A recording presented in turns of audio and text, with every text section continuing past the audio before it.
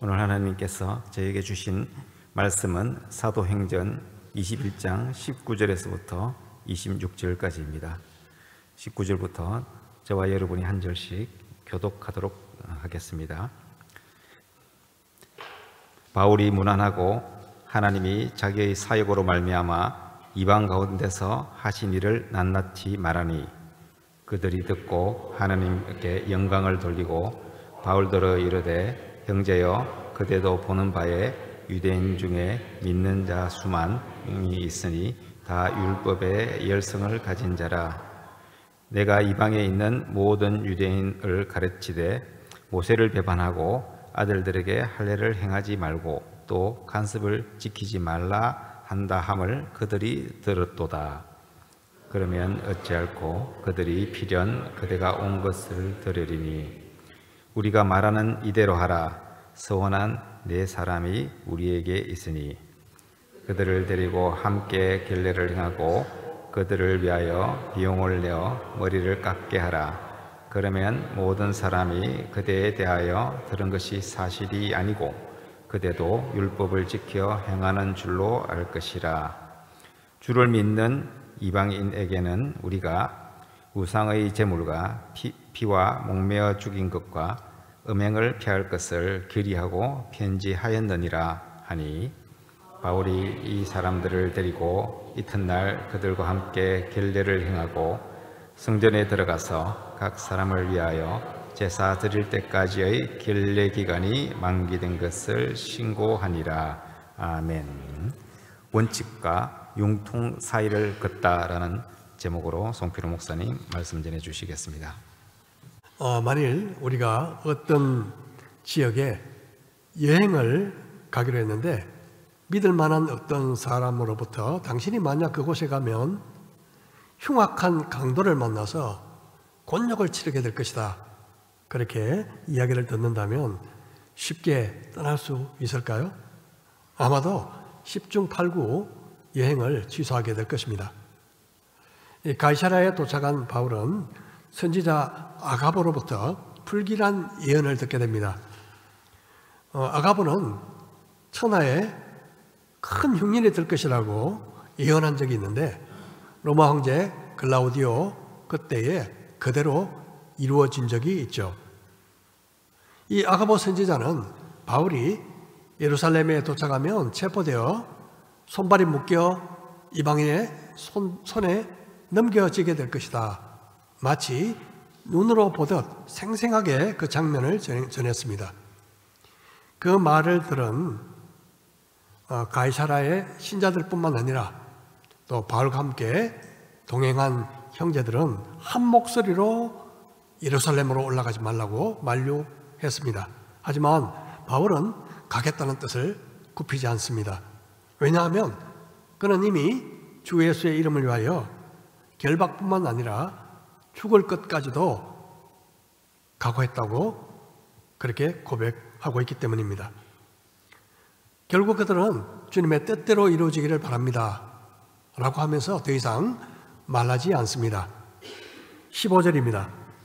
이 여러 날 후에 여장을 꾸려 예루살렘으로 올라갈새 가이사랴에 몇 제자가 함께 가며 한 오랜 제자 구브로 사람 나손을 데리고 가니 이는 우리가 그의 집에 머물려 함이라. 드디어 바울 일행은 가이사랴에서 약 100km 정도 떨어진 예루살렘에 도착합니다. 그동안 1, 2차 여행, 선교여행의 이 종착지는 늘 안디옥이었습니다. 왜냐하면 그곳이 이방 선교의 출발지였기 때문입니다. 하지만 이번 3차 여행의 마지막은 안디옥이 아니라 예루살렘으로 향했습니다. 이방인 교회가 모금한 헌금을 예루살렘 교회에 전달하기 위한 목적이 있었기 때문입니다. 이 헌금은 이방인 교회와 그리고 이 유대인 교회가 주님 안에서 사랑으로 하나됨을 상징하는 그런 아주 중요한 의미를 갖고 있었습니다. 이제 세 차례에 걸쳐 10년이 넘는 바울의 선교 대장정이 이제 마무리되는 순간이 다가왔습니다. 여기서부터 다음 장인 22장까지 2장에 걸쳐서 12일 동안 일어난 일을 기술하고 있습니다. 바울이 가이사랴에서 예루살렘으로 올라갈 때 가이사랴에 살던 몇몇 제자들과 그리고 오랜 제자 구브로 사람 나손이 함께 했다고 기록하고 있습니다. 그들은 바울이 위험에 빠질 것을 알고도 함께한 사람들입니다. 사실 자기 자신이 위험에 빠졌을 때 그것을 감수하기도 쉽지 않은데 다른 사람 때문에 위험을 감수한다는 것은 더더욱 어렵습니다. 주님께서 잡히시던 바로 그날 밤 제자들은 모두 줄행랑을 쳤습니다. 죽어도 주님을 버리지 않겠다고 그렇게 자신했던 그 자신감은 어디로 갔는지 위험한 순간에 하나도 보이지 않았습니다. 제가 아주 어렸을 때 들었던 인상적인 이야기가 하나 있습니다.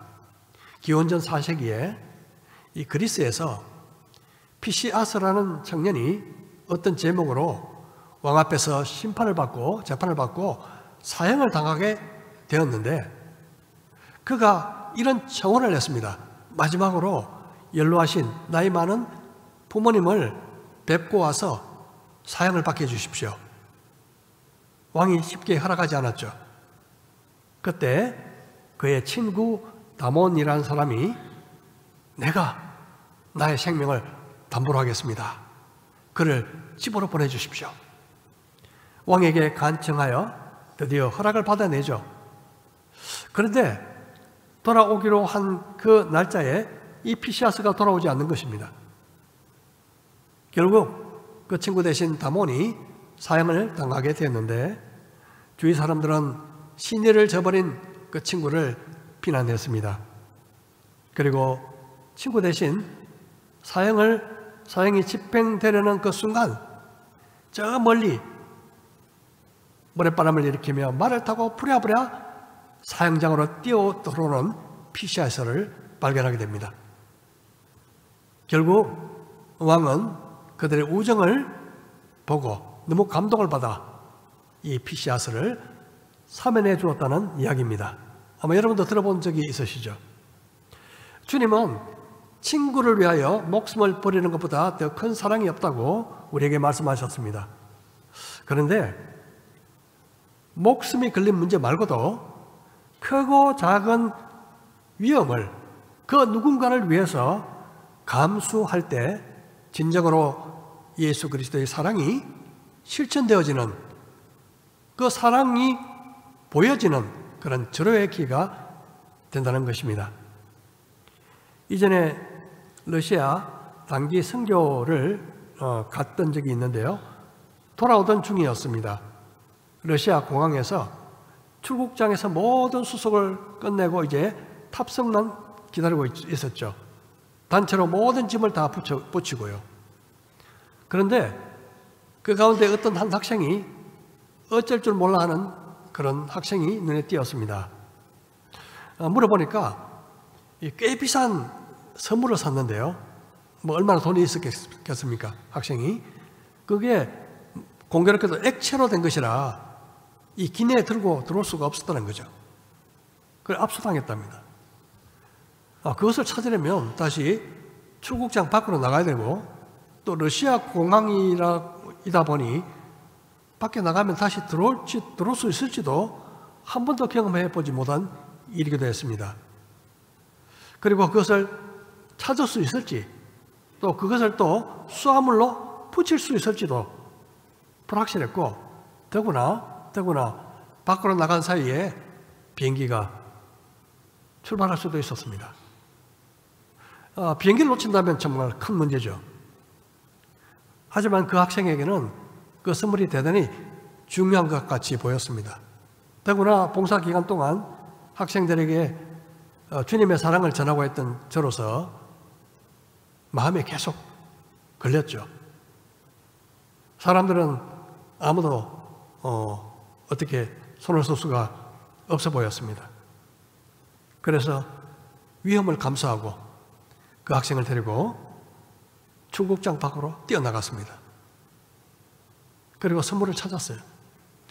마침 그때 한 직원이 한국말을 좀 아는 고려인이라 마침 단체 짐을 붙일 때 한 백이 여유가 있다는 것을 알게 됐습니다.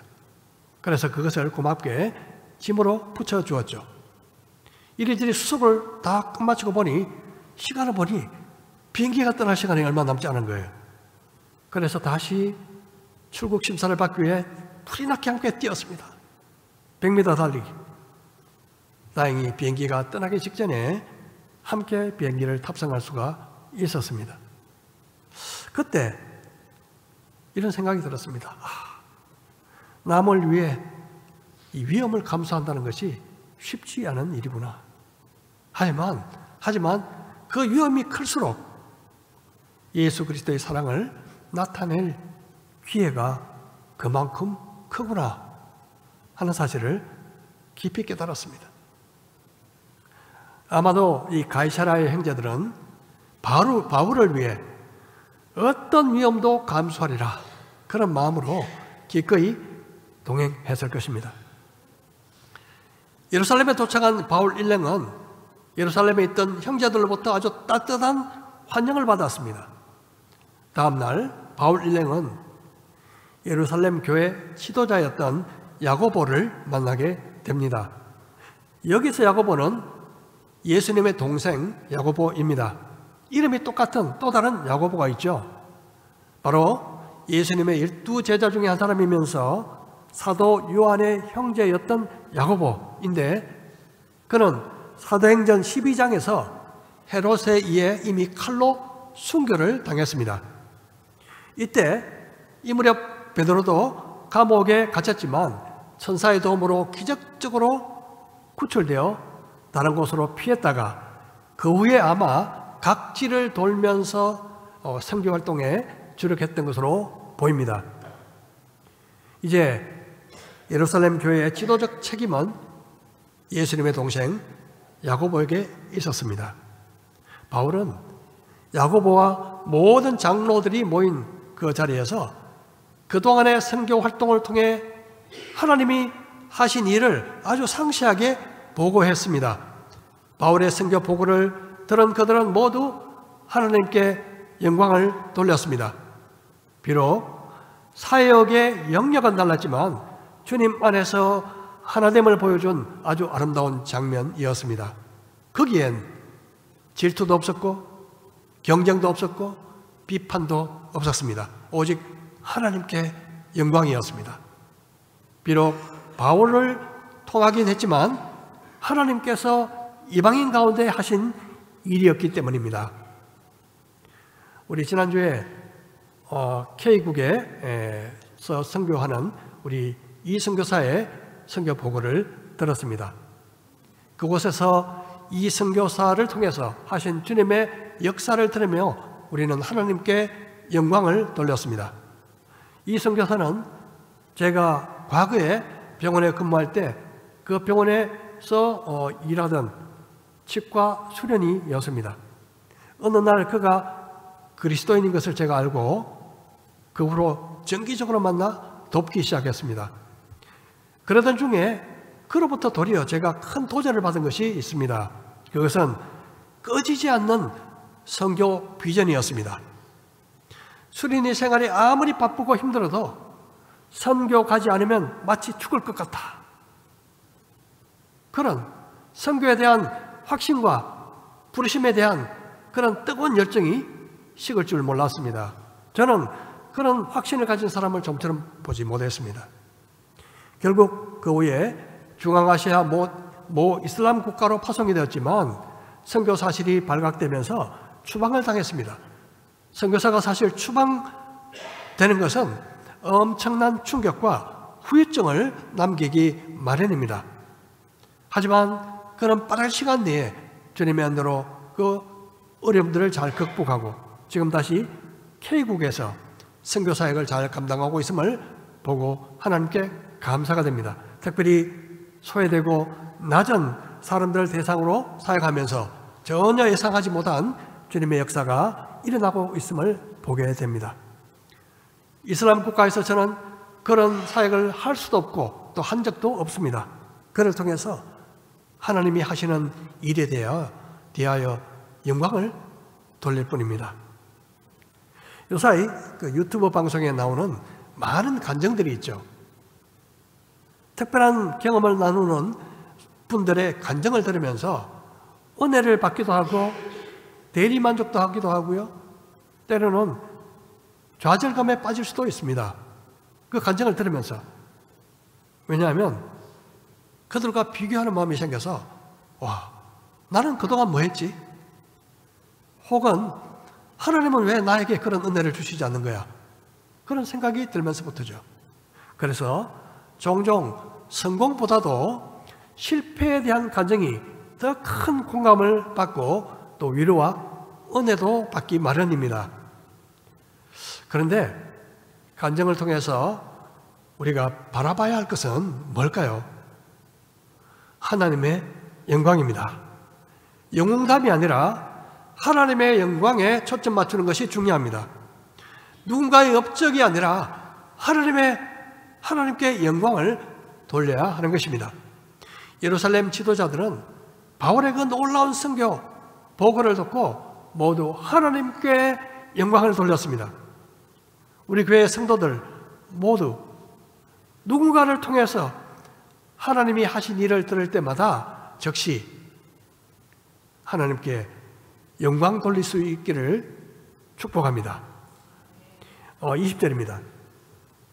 그들이 듣고 하나님께 영광을 돌리고 바울들어 이르되 형제여 그대도 보는 바에 유대인 중에 믿는 자 수만 명이 있으니 다 율법의 열성을 가진 자라.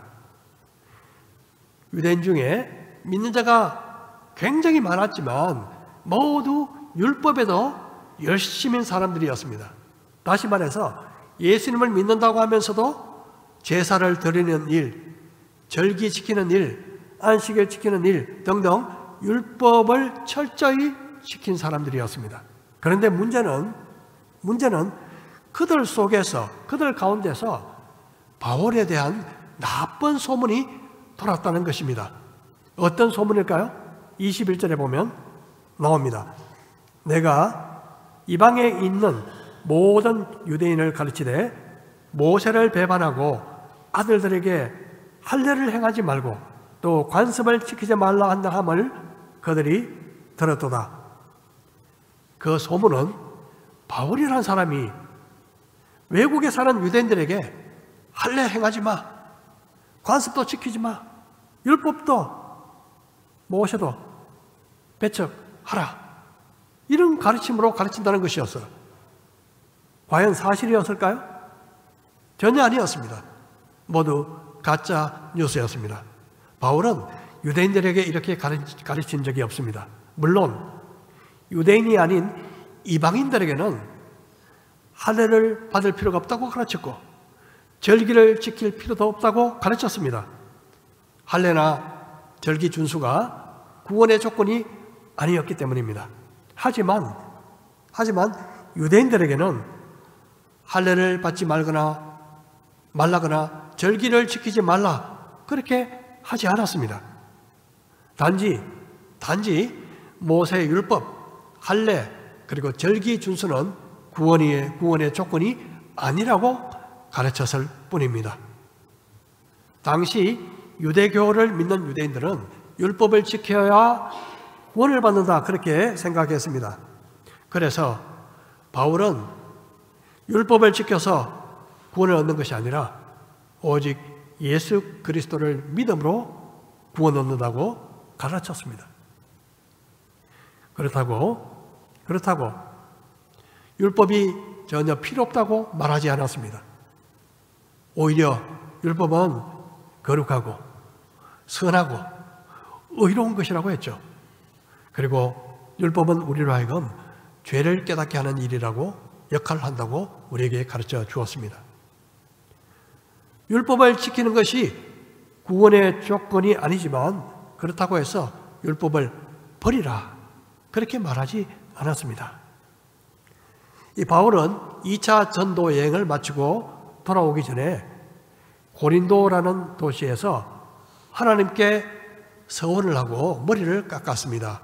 머리를 깎았다는 것은요, 율법에 나오는 나실인의 서약을 지킨 것입니다. 바울도 유대인의 한 사람으로서 율법을 존중했다는 것을 우리는 알 수 있습니다. 이전에 예루살렘 회의에서 이방인들이 율법을 지키도록 해야 하느냐 말아야 하느냐 아주 뜨거운 논쟁을 한 적이 있습니다. 그때 내린 결론이 있죠. 25절입니다. 주를 믿는 이방인들에게는 우리가 우상의 제물과 피와 목매어 죽인 것과 음행을 피할 것을 기리하고 편지하였느니라 하니, 이 회의에서 이방 크리스찬들을 위해 4가지 권고안이 채택되었습니다. 그것은 우상의 제물을 먹지 말라, 핏째 먹지 말라, 짐승을 목매어 죽이는 것을 멀리하라, 음행을 멀리하라, 이런 것이었죠. 이런 것은 유대인의 관습에 있어서 굉장히 대표적인 것들이었습니다. 유대인들은 이런 것을 혐오했죠. 그래서 유대인 크리스찬들을 배려해서 이방인 크리스찬들이 양보하는 타협안을 만들었던 것입니다. 자, 이번에도 유대인 그리스도인들의 오해를 잠재우기 위해서 예루살렘 지도자들은 새로운 타협안을 내놓습니다. 어떤 타협안일까요? 자, 22절 보겠습니다. 그러면 어찌할꼬 그대가 온 것을 들으리니 우리가 말하는 이대로 하라. 서원한 4사람이 우리에게 있으니 그들을 데리고 함께 결례를 행하고 그들을 위하여 비용을 내어 머리를 깎게 하라. 그러면 모든 사람이 그대에 대하여 들은 것이 사실이 아니고 그대도 율법을 지켜 행하는 줄로 알 것이라. 마침 그때 서원을 한 4사람이 있었습니다. 이때 서원은 구약에 나오는 나실인의 서원을 의미합니다. 나실인의 서원은 일정한 기간을 정해서 하나님께 헌신하는 것을 말하는데 보통 기간이 한 달이었습니다. 물론 평생 하는 사람도 있죠. 구약 성경에 삼손같이 말입니다. 일단 서원한 그 기간 동안에는 포도주와 독주를 멀리하고 시체를 가까이 하는 것을 금지했으며 머리를 깎지 않아야 했습니다. 자, 반면에 바울은 지금까지 이방인 땅에 선교하느라 쭉 다녔습니다. 그래서 유대인으로서 정결케 하는 의식이 필요했습니다. 왜냐하면 기본적으로 유대인들은 이방인의 땅을 부정하다고 여겼기 때문입니다. 그래서 외국에 다녀온 유대인들은요, 더럽혀진 몸을 정결하게 하기 위해서 성전에 가서 정결의식을 치렀습니다. 정결기간은 보통 일주일이었습니다. 그런데 때마침 나실인의 서원 기간이 끝난 사람들이 있었는데 그들은요, 아까 말씀드린 것처럼 끝나면 머리를 깎고 그리고 성전에서 제사를 드려야 했는데 이 제사 드릴 때 필요한 것이요, 수양 2마리, 암양 1마리, 그리고 곡식과 그 위에 붙는 그런 전제라는 것을 드려야 했습니다. 이 4사람의 제사 비용을 합하면요, 만만치 않았습니다. 어떤 사람은 이 비용을 다 합하면 거의 한 100인분의 식사 분량이다, 그렇게 말하기도 합니다. 이것을요, 바울에게 대신 내주라고 한 거죠. 글쎄, 바울이 무슨 돈이 있었겠습니까? 그런데 당시에 가난한 사람들을 위해서 이런 제사 비용을 대신 내주는 것도 구제 행위에 속했습니다. 만일 바울이 성전에서 자기가 이 정결 의식을 해가고 그리고 동시에 서원한 4사람의 그 제사 비용까지 대주면 사람들이 볼 때 바울도 소문과 달리 율법을 지키는 사람이구나, 이 오해가 풀릴 수 있다고 생각했던 거죠. 사실 바울 입장에서는 조금 억울한 면도 있었을 것입니다. 지금 바울은요, 이 가난한 예루살렘 교회를 돕기 위해서 이방 지역의 교회에서 헌금을 모아서 가지고 돌아왔습니다. 그런데 또 예루살렘에서 나도는 이 가짜 뉴스를 잠재우기 위해서 이 부족한 살림에 말입니다, 이 서원한 4명의 제사 비용까지 대주라, 그런 권유를 받게 된 거죠. 만약 여러분이라면 어떻게 하시겠습니까? 바울은 그들의 권유를 받아들입니다. 그는 복음의 진리를 위해서라면 목숨까지도 아까워하지 않는 사도였습니다. 믿음으로 구원받는다라는 이 복음의 진리를 조금이라도 거스린다면 그는 단호하게 배격했습니다. 그럼에도 그가 예루살렘 교회의 권유를 받아들인 것은 그가 하는 일이 복음의 본질을 훼손하는 것이 아니었다는 것입니다. 바울은 이렇게 고백하죠. 우리 같이 한번 읽어보면 좋겠습니다. 고린도전서 9장 20절부터 시작. 유대인들에게는 내가 유대인과 같이 된 것은 유대인들을 얻고자 함이요, 율법 아래에 있는 자들에게는 내가 율법 아래에 있지 아니하나 율법 아래에 있는 것 같이 된 것은 율법 아래에 있는 자들을 얻고자 하며, 율법 없는 자에게는 내가 하나님께는 율법 없는 자가 아니요 도리어 그리스도의 율법 아래에 있는 자이나, 율법 없는 자와 같이 된 것은 율법 없는 자들을 얻고자 함이라. 약한 자들에게 내가 약한 자와 같이 된 것은 약한 자들을 얻고자 함이요, 내가 여러 사람에게 여러 모습이 된 것은 아무쪼록 몇 사람이라도 구원하고자 함이니, 내가 복음을 위하여 모든 것을 행함은 복음에 참여하고자 함이라. 아멘. 지금으로부터 약 170년 전 중국에 도착한 중국 내지 선교회 설립자였던 허드슨 테일러는 중국인들에게 복음을 전하기 위해서 그들의 문화를 알고 그들의 문화를 존중해야 한다는 그런 확신을 갖고 있었습니다. 그래서 중국인처럼 살기 위해서 헐렁한 옷을 입고, 우리 사진 올라왔네요. 이렇게 헐렁한 옷을 입고요, 머리카락 일부를 자르는 변발을 했고, 그리고 자신의 회색 머리를 검정색으로 염색했습니다. 처음 염색하면서, 요사이는 뭐 염색약이 워낙 발달했지만요, 170년에는 전에는 그게 발달했을까요? 아마 암모니아수로 했던 것 같습니다. 그래서 처음 염색을 하면서 머리에 부은 암모니아수 때문에 이 살갗이 타버렸어요. 그리고 하마터면 장님이 될 뻔했습니다. 그는 자기가 중국인 사이에 끼어 있으면 아무도 자기를 알아보지 못하게 될 것이다, 그렇게 말하기도 했습니다. 다른 선교사들은 이 허드슨 테일러의 모습을 보며 어떻게 반응했을까요? 경악했습니다. 경악. 하지만 이 허드슨 테일러는 복음의 본질을 고수하면서 복음을 전달하는 방법에는 최대한 융통성을 발휘했습니다. 그렇게 한 이유는 내가 여러 사람에게 여러 모양이 된 것은 아무쪼록 몇 사람을 구원하고자 함이라 하는 바울의 말을 따랐기 때문입니다. 바울이 예루살렘 지도자들의 권유를 받아들여서 율법을 따라 정결례를 했고, 그리고 동시에 서원하는 사람들의 제사 경비를 대주었을 때 그동안 나돌던 바울에 대한 악소문, 바울에 대한 이 오해가 깔끔하게 정리되었을까요? 모든 잘못된 소문이 사라졌을까요?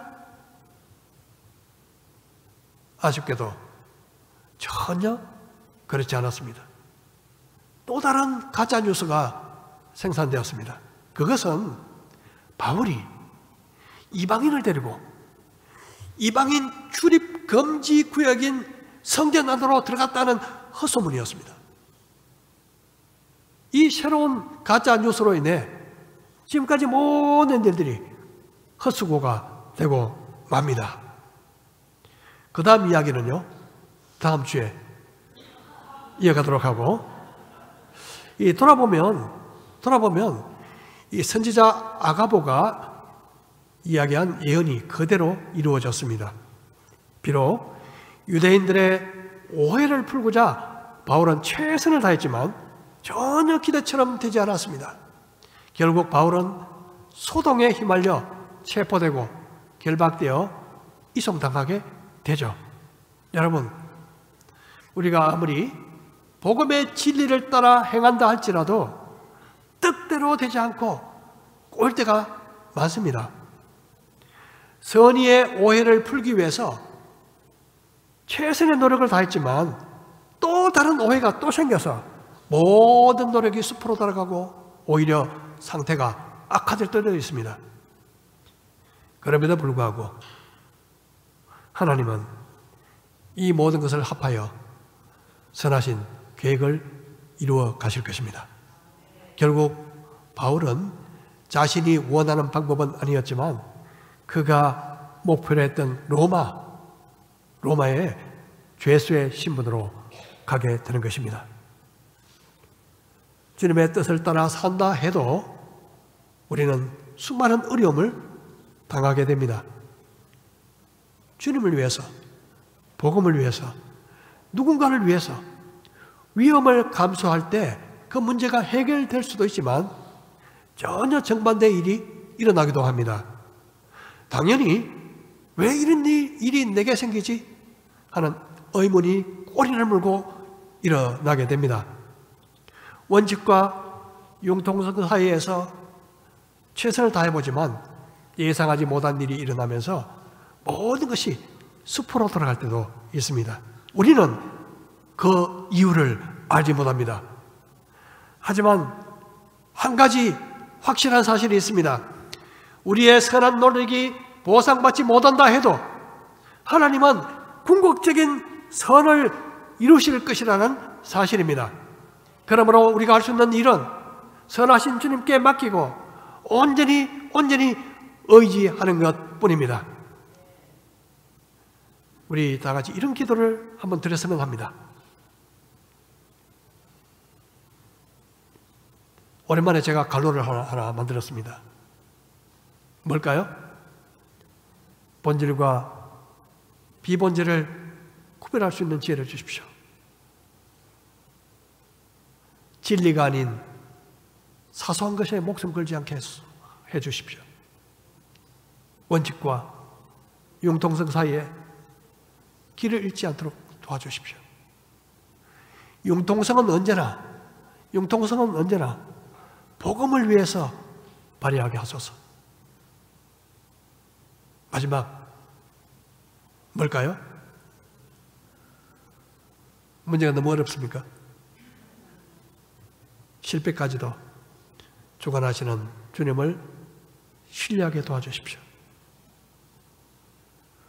우리 주님을 사랑하는 우리 모든 믿음의 식구들, 저나 여러분, 복음을 위해서 말씀의 원칙과 삶의 융통성 사이에 지혜롭게 분별하며 걸어갈 수 있기를 주님의 이름으로 축복합니다.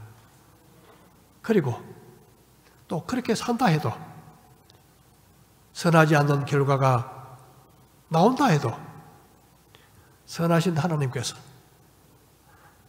선하신 목적을 가지고 궁극적으로 선을 이루실 것이다 라는 사실을 믿고 끝까지 순례자의 여행을 함께 하시기를 주님의 이름으로 축복합니다. 우리 말씀을 생각하며 우리 각자 잠시 이런 5가지를 위해서 잠시 우리 함께 기도하는 시간을 갖도록 하겠습니다.